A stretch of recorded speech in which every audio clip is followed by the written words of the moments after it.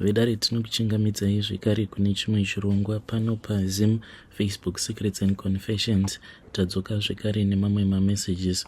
Murekedzei tibva tapinda mumamessages edu atadzoka takakubatirai. Message yedu yekutanga yakamira sekudai so: hanzi makati zvenyu mukoma, ndinokumbirawo kuti munge muchindiposterawo nyaya yangu makavikawo chitupa changu. So ndine friend yangu iko zvinozvi ari kurarama zvake ariko kumhiri kwemakungwa uko. It's like we are no longer close. I think ndakapedzera kutaura naye, this was last year, even though akazoenda zvake kumhiri kwemakungwa, but mukoma ndakamupedzera paainge achiri kunoko kuSouth Africa.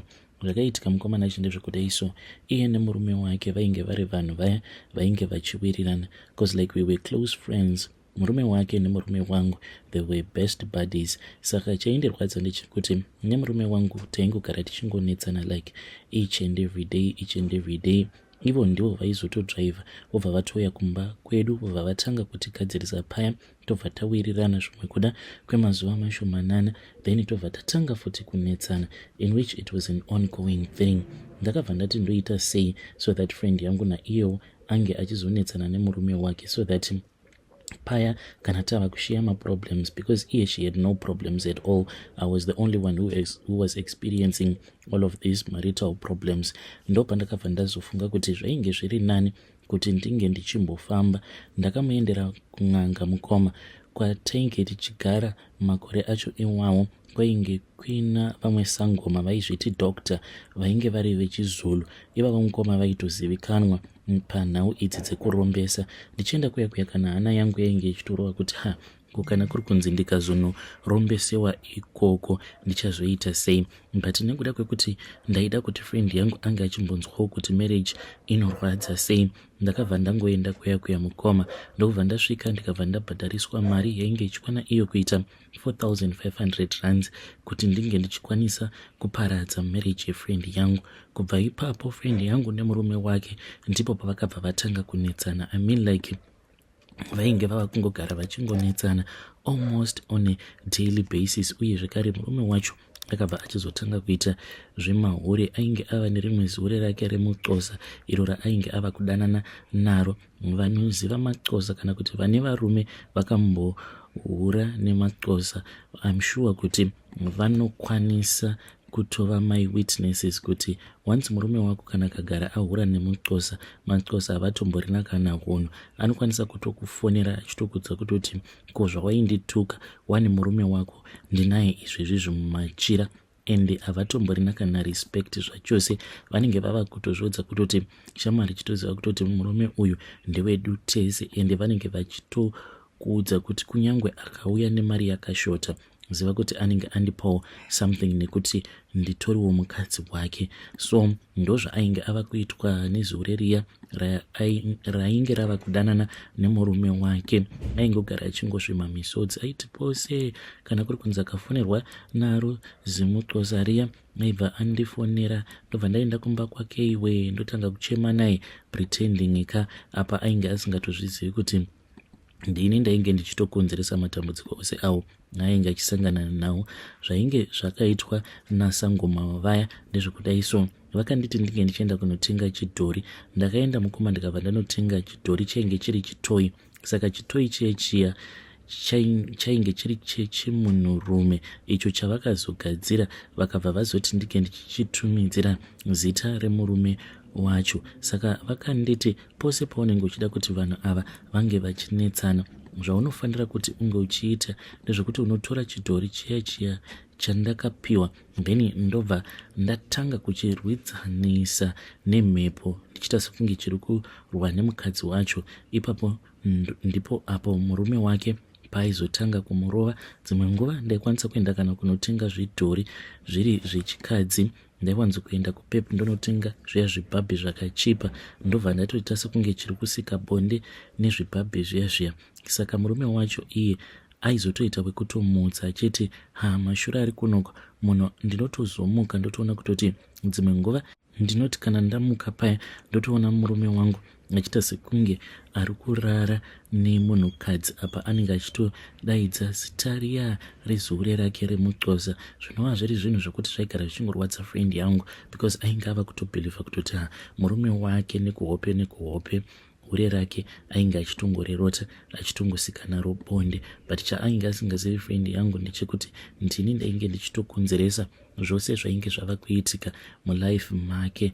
After that mukoma ndopaakazoti you know what vasikana, ndinonamata zvangu but iko zvinozvo ndazosvika pakupererwa. Ndikati neizve akanditi since rini ndichingonamata, kutsanya ndinotsanya but God is not answering my prayers. Handichazivawo kuti ndoita sei. Ndopandakabva ndati iwe ko wakamboenda here kana kuMasuwe? Akanditi no, zvokuMasuwe handizvifariri.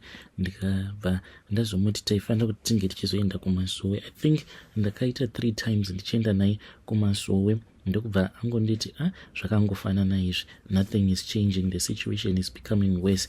Nerimwe zuva ndakamufonera ndikabva ndamuti ndainge ndakaudzwa kuti kune imwe n'anga apa, in'anga yangu iya yandainge ndichitoshandidzana nayo apa. Sekuru vaya ndainge ndakatotaura navo kuti ndainge ndichazouya naye mudare mavo. So ivo vainge vakatondiudza kuti murume wacho aifanira kutoti anga achizotofa because vainge vatori pakati pekugadzira zvikwambo. Saka vainge vachida chikwambo chechimunhurume, saka vainge vachida mweya wake. Vakabva vanditi kana ukakwanisa kundipa mweya wake ndinokupa motikari iyi. Saka vainge vaine imwe Nissan hardboard yavakazondipa iri double cab mushure mekunge ndazouraya murume webest friend yangu. So I convinced him, ndokubva tazoenda kuya. So takati tasvika kuya then ndokubva achizotanga kubatsirwa navo sekuru vaya. Mazuva ekutanga mukoma vaitomupa mishonga yechokwadi yainge ichishanda. Nerimwe zuva mushure mekunge anetsana nemurume wake, this was after mishonga yaya yapera, akabva azondifonera akanditi handina kana mari because ainge atorwa mabank cards nei. Akanditi unokwanisa here kuenda kumba kwasekuru so that vange vachizondipa mimwe mishonga because vakandifonera vachiti ndike ndichauzotora mimwe mishonga but handina kana mari. Ndakataura naye paya ndikabva ndati yange isitombori problem, ndaikwanisa kuzoenda kunotora mishonga yacho iyo yemupfuwira. Ndakati ndaenda kuya sekuru vaya vakabva vazonditi ndaifanira kuti ndinge ndichinotenga mushonga wemakonzo. Ndokubva ndaenda ndikanotenga mushonga wemakonzo. Mushonga uyu mukoma vakabva vazousanganisa nemupfuwira uya. Mushure mekunge vauzanganisa vakatora zvikare umwe mushonga wavakati wainge uri wemapete vakazozvisanganisa vakabva vazondipa vakanditi ndinge ndichienda kunopa friend yangu. Ndakazoti ndasvika kulocation kwatainge tichigara ndokubva ndazomufonera akauya, ndikabva ndazomupa mushonga uya. Mukomanashi akaenda akanopa murume wake mupfuwira uya. Then mangwana acho makuseni murume wacho haana kukwanisa kuenda kubasa. Akandifonera akanditi murume wake akatanga kurwara samwe kumapast 3 achiti mudumbu make ainge achinzwa sekunge ainge achichekwa mudumbu make. So ndakangomuti mira tizoenda kune vamwe madzimai tione kuti vanokwanisa kutibatsira here. Ndainge ndisingadi kuti anga achienda nemurume wake kuchipatara sezvo ainge asina zvekare mari kuti anga achienda nemurume kuchipatara ainge asingakwanisi, plus murume wacho ainge achiramba kuenda kuclinic, in which ndizvo zvandainge ndakaudzwa nasekuru vaya kuti murume wacho vainge vatomuisa mhepo yekuti arambe kuenda kuchipatara. So ndakaenda naye kune vamwe madzimai vandaitoziva kutoti hapana kana chavainge vachimboona. Apa ndainge ndakapiwa futi kamwe kamushonga kandainzi pose pandinenge ndichazofamba naye ndinge ndichizofamba ndiinako kamushonga ikako. Takasvika kuya vakabva vatotanga kutotaura zvavo dondo mukomanashi. Ndokubva tachizodzoka murume wake akazoshaika. This was somewhere kumapast 2 p.m.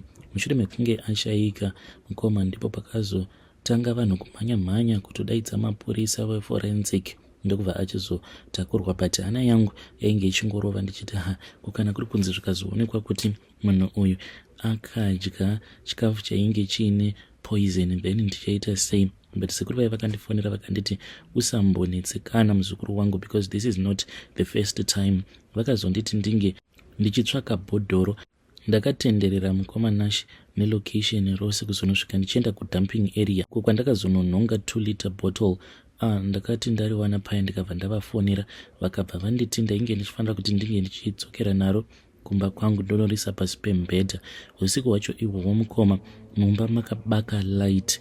Ndakarohwa nehana mukoma, ndikabva ndavaona sekuru vaivaya vakangonyuka murumu mandainge ndiri, vakabva vanditi ndike ndichitora bhodhoro reria. Ndakaritora mukoma, ndichinoritarira ndikabva ndaona kuti murume wefriend yangu uyo ainge ashayika masikati acho iwawo ainge ava mumubhodhoro memuya. Ndakavhunduka, vakabva vanditi usavhunduka nekuti now ndakwanisa kutora mweya wake uzouya kumba. Ndakavagamuchidza bhodhoro riya, vakabva vatongodisappear. Ndakazoenda mushure mekunge friend yangu aenda nehama dzemurume nehama dzake nemutumbi wemurume wake kuzimu. Ndobva ndazoenda ndikanotora motikari iyaiya kukana kudhiraivha ndainge ndisingagone. Muzukuru wavo sekuru uyauya ndiye akatodhiraivha motikari iyoyo. Ndikabva ndachinja kwekugara ndikanotanga kugara kune rimwe location. Motikari iyi yakapaka for nearly 3 months isingafambi isingaite sei, but mapepa vakatoenda neni vakanondibatsira. Motikari iyoyo ikazotorejistiwa iri muzita rangu, then ndikabva ndazoitengesa zvangu motikari iyi, ndikatotangawo kashopu kangu kumusha uko. Friend yangu mukoma ndakazongoramba ndotaura naye until ndikazongotanga kungomuignore, ndichimuignore because ndainge ndisingadi kuramba ndichimuona ari in pain because she was in great pain at that time. Then ndokubva tazongoregedza kucommunicate on a daily basis kuzamara ndichizonzwa kuti akazoenda kuUK. But ndiyo confession yangu iyo yandiinayo mukoma Nashi. Ndoda kungoti Mwari dai mandiregerera nezvose izvo zvandakaita ndakakutadzirai simply because I was feeling jealous kuti murume wangu aigara achingondishungurudza. Yet friend yangu, she was enjoying her life. Vedare ndo message iyo yandakatumidzirwa ichibva kuna vahanzvadzi vedu. Ngatizamei kuti tinge tichitaura navo vahanzvadzi vedu ava mucomment section. Strange things indeed they do happen in this world. Akomanaka zvakangoma hazvo vedu we. Pane vamwe mukoma futi vakamboya vachiti amai vedu vakapiwa mushonga vachinzi mushonga wemupfuwira neneighbor yedu, then baba ndokubva vazoshayika. Hanzi takazotokura tava kutambudzika mushure mekunge baba vashayika. You need to be very careful whenever someone gives you zvinhu zvekuti unofanira kuti unge uchizoenda kunoshandisa pamurume wako. You need to think twice before you do anything. Rikitsaitibva taenda panyedu inotevera. Nyedu inotevera yakamira sekudai so. Hanzi makadi zvenyu mukoma, ndinokumbirawo kuti munge muchindipostirawo nyaya yangu makavikawo chitupa changu. Confession yangu mukoma Nashi yakamira sekudai so. Ininiwo I am a retired teacher. Currently I am running my small business muno muHarare. I want to confess mukoma Nashi kuti ndakamitisa mastudents epachikoro apo pandainge ndichiteacher 40 of them avo vandakamitisa, and I really regret it. Why ndichiti I regret this?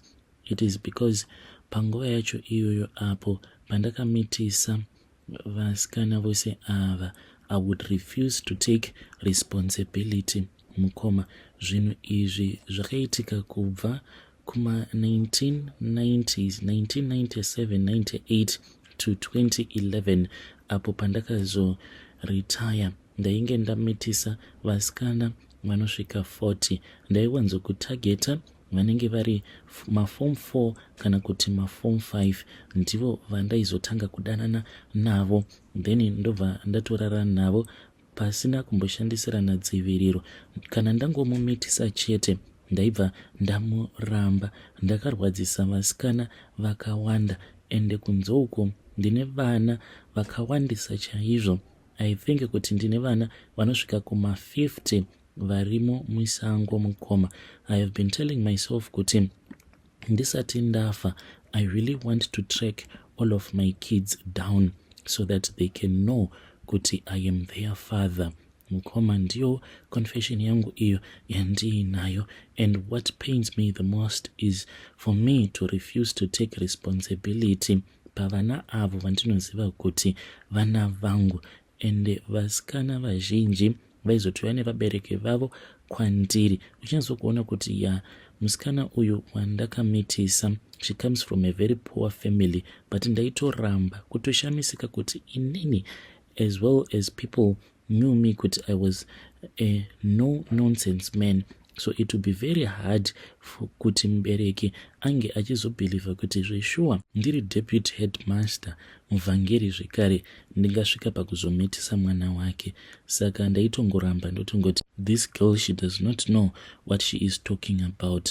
Mukoma, ndiyo confession yangu iyo yandiinayo, but before I die I have told myself kuti vose avo vandakamitisa one by one, I am going to try to track them down so that I can apologize. I know kuti vasikana ava vazhinji vacho ndakatovakanganisira upenyu hwavo, kuti munhu unomumitisa obva atosiya chikoro. Vazhinji vacho vaizototadza kana kutonyora ma-O-level exams avo mushure mekunge abatira pamoviri. Vamwe ndo vakazongogumirawo ma-form 5 mushure mekunge munhu ndamumitisa. This is my own confession. Vanotuka izvenyu, but this has been giving me sleepless nights of late. Hey, vedare ndo message iyo yandakatumidzirwa ichibva kuna mukoma vedu avo who is a retired teacher. Zvakangoma hazvo veduwe, ngatizamei kuti tinge tichitaura navo mucomment section. Hey, pakaipa.